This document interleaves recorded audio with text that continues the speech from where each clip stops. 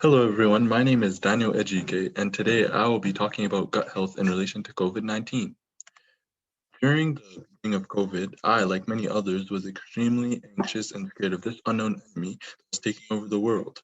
Although my feelings were subdued for a bit because we were about to have a 2-week March break, I was excited to finally take a break from school because being a student is hard and not to mention boring.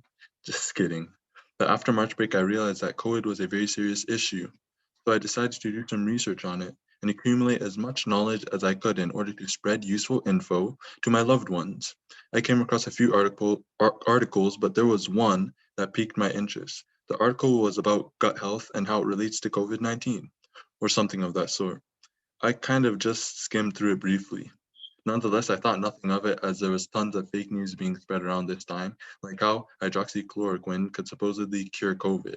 And I was further deterred when I got word that President Donald Trump supposedly approved the consumption of bleach for COVID-19, something along those lines, but I digress.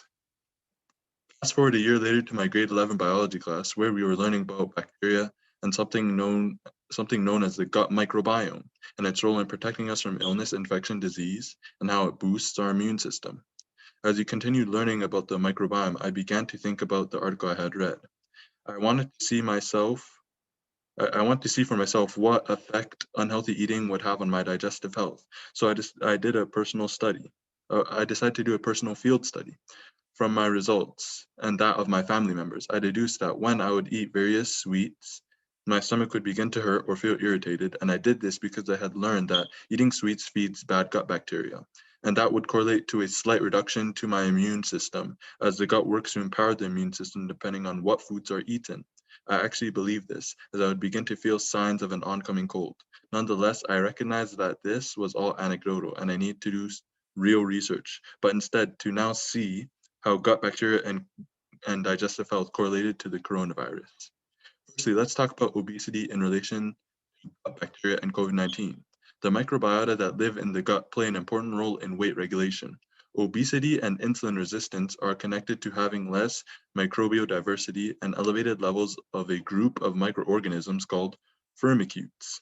This is important because when a clinical trial found that giving obese people supplements containing a gut microbe, it reduced inflammation levels and even a few pounds of body weight. Inflammation is what leads to elevated severity in cases and deaths pertaining to COVID-19.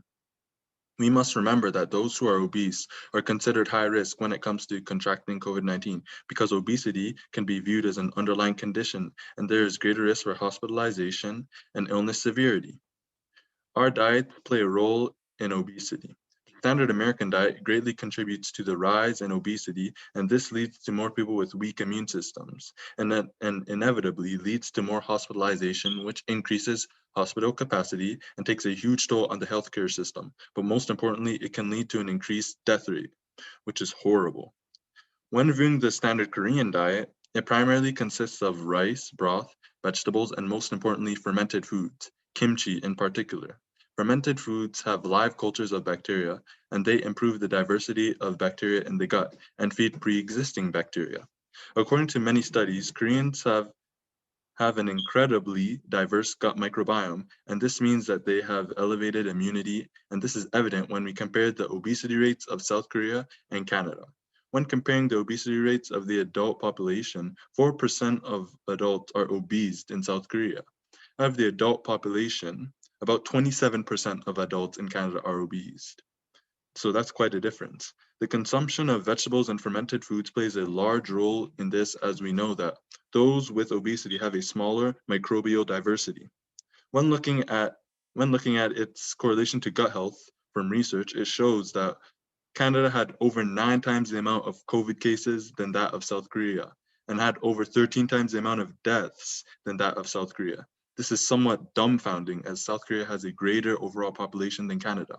This is not to conclude that fermented foods and their gut health was a key contributor to this, as there are other factors such as differing healthcare systems, environment, lifestyle, and COVID protocols. But it did play a role, especially in the amounts of deaths and people recovered. Nonetheless, this is quite an interesting discovery and the potential correlation.